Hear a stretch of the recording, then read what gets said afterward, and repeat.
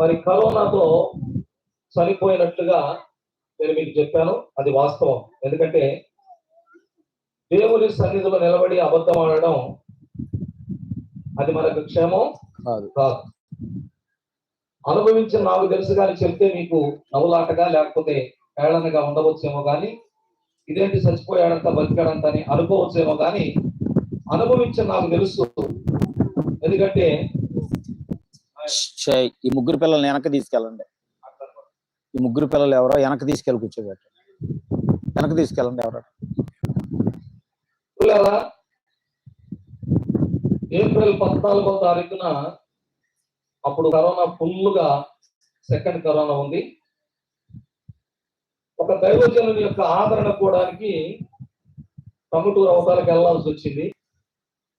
Train ప్రయాణం చేసి వెళ్ళాను. తిరిగి ఆదరణ ఫోటో ముగించుకొని వచ్చాం. ఆ రోజు ఆరంభం అయినట్టుగా నాకు తెలియదు కానీ ఆ రోజుతో స్టార్ట్ అయింది. 20వ తారీఖున బాపట్లలో ఒక ఆదరణ ఫోటోలో వాక్యం చెప్పాను.